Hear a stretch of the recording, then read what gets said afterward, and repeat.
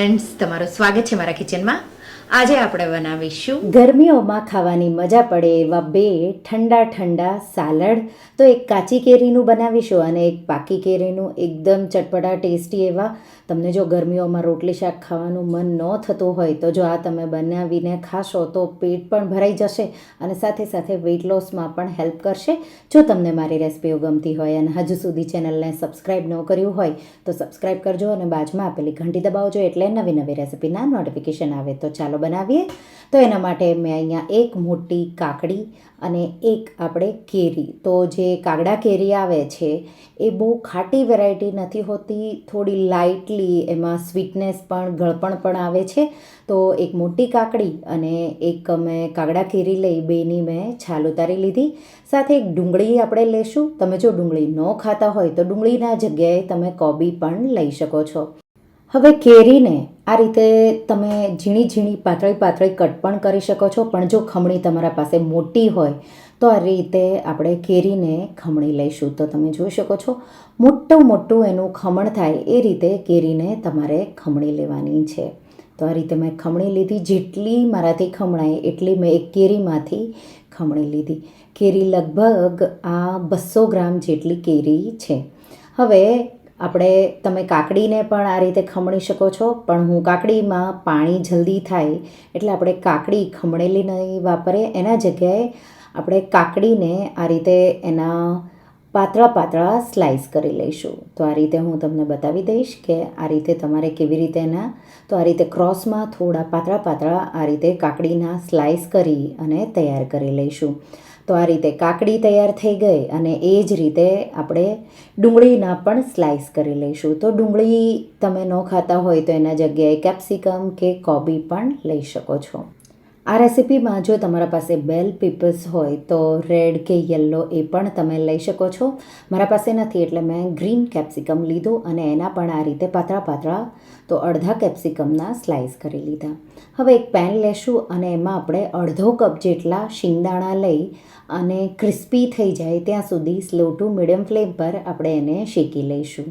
તો આ રીતે ક્રિસ્પી થઈ ગયા છે. હું એના છોતરા આ રીતે ઠંડા થઈ જાય એટલે કાઢી લઈશ.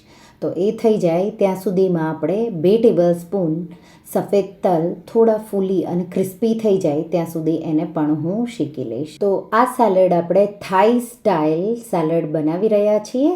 તો આ રીતે તમે જોઈ શકો છો ક્રિસ્પી થઈ ગયા છે. અને હવે શિંગદાણા પણ ઠંડા થઈ મેં એના ફૂતરા બને એટલા કાઢી લીધા અને એને અધકચરા આ રીતે વાટી લઈશું. હવે આ પહેલું સાલડ છે એનું ડ્રેસિંગ બનાવીશું. એના માટે એક બાઉલમાં 1 ટેબલસ્પૂન જેટલું મેં ઓલિવ ઓઇલ લીધું છે. તમે અહીંયા તલનું તેલ કે શીંગનું તેલ પણ લઈ શકો છો અને તમારે બિલકુલ તેલ ન વાપરવું હોય તો સ્કીપ કરી દેવાનું. તો ડાયરેક્ટ તમારે આ રીતે મેં અહીંયા 1 ટેબલસ્પૂનથી થોડો ઉપર ગોળ લીધો છે. સાથે આપણે અહીંયા અડધી ટીસ્પૂનથી થોડું ઉપર મીઠું, અડધી ટીસ્પૂન લાલ મરચું પાવડર અને અડધા લીંબુનો રસ. તો અહીંયા તમે તેલ ન લ્યો તો તમારે લીંબુનો રસ લેવાનો. હવે એમાં આપણે 2 ટેબલસ્પૂન જેટલી શીંગ ઉમેરી દઈશું. જે અધકચરી આપણે વાટી એ ઉમેરી આ રીતે મિક્સ કરી દઈશું. તો આપણું ડ્રેસિંગ તૈયાર છે. હવે જે આપણે કેરી, ડુંગળી, કેપ્સિકમ, કાકડી બધું જે કટ કર્યું ઝીણું ઝીણું એ આપણે એક બાઉલમાં લઈ લઈશું. સાથે આપણે એમાં 1/4 કપ જેટલા લીલા ધાણા, થોડા મેં ફુદીનાના પાન પણ ઉમેરી દીધા. થોડું આપણે શીંગ જે અધકચરી વાટી એ 1 ટેબલસ્પૂન જેટલી અને 2 થી 3 ટીસ્પૂન જેટલા સફેદ તલ ઉમેરી આ રીતે મિક્સ કરી દઈશું. ડુંગળીના સ્લાઈસ આ રીતે તમારે અલગ કરી લેવાના. તો આ રીતે એકદમ સારી રીતે મેં મિક્સ કરી દીધું. હવે એમાં આપણે 1/4 કપ જેટલું ખમણેલું ગાજર તમારે વધારે ઉમેરવું હોય તો વધારે પણ ઉમેરી શકો છો. મિક્સ કરી દઈશું. તો આ રીતે કલરફુલ દેખાશે એટલા માટે, ન હોય તો સ્કીપ કરી શકો છો. અને હવે જે ડ્રેસિંગ બનાવ્યું એ આપણે ઉમેરી અને તરત જ આ રીતે મિક્સ કરી અને નહીંતર પછી રેફ્રિજરેટરમાં તમારે ડ્રેસિંગ અને સાલડ ઠંડુ કરવાનું અને પછી તમારે મિક્સ કરવાનું અને પછી ઠંડુ ઠંડુ તમારે એને સર્વ કરવાનું.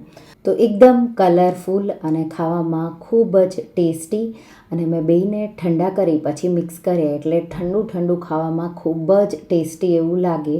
એવું કાચી કેરીનું જો આવું સાલડ તમે ક્યારેય ન ટ્રાય કર્યું હોય તો એકવાર કરજો, તમને ખૂબ જ ભાવશે. તમારા પાસે જો નાચોસ હોય કે ખાખરા હોય તો એના સાથે તમે ડીપ કરીને પણ આ ખાઈ શકો. લાસ્ટમાં થોડા શિંગદાણાથી ગાર્નિશ કરીશું, તલથી પણ ગાર્નિશ કરીશું અને સર્વ કરીશું. તો વેઇટ લોસ માટે જો તમારે કોઈ ચટપટું ટેસ્ટી એવું સેલેડ ખાવું હોય તો આ ખૂબ જ ટેસ્ટી એવું સેલેડ તમે જરૂરથી ટ્રાય કરજો. હવે બીજું પાકી કેરીનું સેલેડ બનાવીશું. તો એકલી તો તમે પાકી કેરીની બહુ બધી વાનગીઓ મોસ્ટલી બધી સ્વીટ જ હોય, તો આપણે આ ચટપટું ટેસ્ટી સેલેડ બનાવીશું. તો એના માટે મેં 2 કેરી લીધી છે. કેરીની આપણે છાલ ઉતારી અને આ રીતે એના નાના નાના ટુકડા કરી લઈશું. તો આ રીતે આમાં પણ આપણે કાકડી અને કેપ્સિકમ યુઝ કરવાના છીએ, તો એ પણ મેં સાઈડમાં કટ કરી તૈયાર કરી લીધા છે. તો આ રીતે 2 કેરીના ટુકડા અને એમાં આપણે 1 કપથી થોડા ઓછા કાકડીના ટુકડા સાથે 1/4 કપ કેપ્સિકમના ટુકડા, 2 થી 3 ટેબલસ્પૂન આપણે જે શિંગદાણા અધકચરા વાટ્યા એ, 1 ટેબલસ્પૂન જેટલા સફેદ તલ, અડધી ટીસ્પૂન ગોળ, અડધી ટીસ્પૂન જેટલું આપણે એમાં લાલ મરચું, અડધું લીંબુ અને અડધી ટીસ્પૂનથી થોડું ઉપર મીઠું. તો બહુ મીઠું વધારે નથી ઉમેરવાનું, થોડું જ ઉમેરવાનું છે. ફુદીનાના પાન થોડા ઝીણા કટ કરેલા અને લીલા ધાણા ઉમેરી મિક્સ કરી દઈશું. અને આ પણ સેલડ છે, તમે બધું ડ્રેસિંગ તો મસાલા ઉપર જે ઉમેરો એ પહેલાં ઠંડુ કરી લેવાનું અને પછી તમારે એને ઠંડુ ઠંડુ સર્વ કરવાનું. તો તમે જોઈ શકો છો તૈયાર છે. 2 સેલડ છે એ જો તમારે પ્લાન હોય તો માત્ર 5 જ મિનિટ તમને બનાવતા લાગશે અને ખાવામાં ખૂબ જ ટેસ્ટી.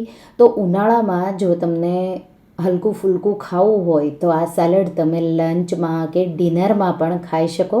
તો એકવાર આ રેસિપી તમે 2 ટ્રાય કરજો અને મને કહેજો કે તમને આ રેસિપીઓ કેવી લાગી. તો પાકી કેરીનું સેલડ તો તમે ક્યારેય નહીં ખાધું હોય તો એકવાર તમે ટ્રાય કરજો, તમે વારંવાર બનાવો એવું ટેસ્ટી આ લાગશે. રેસિપી કેવી લાગી મને કમેન્ટમાં જરૂરથી જણાવજો. અને જો તમને આ રેસિપી ગમી હોય તો વિડીયોને લાઇક કરજો, શેર કરજો અને મારા ચેનલને સબસ્ક્રાઈબ કરજો. અને આવી જ નવી રેસિપીઓ માટે તમે બેલ આઇકન બટનને પ્રેસ કરજો. Thank you for watching.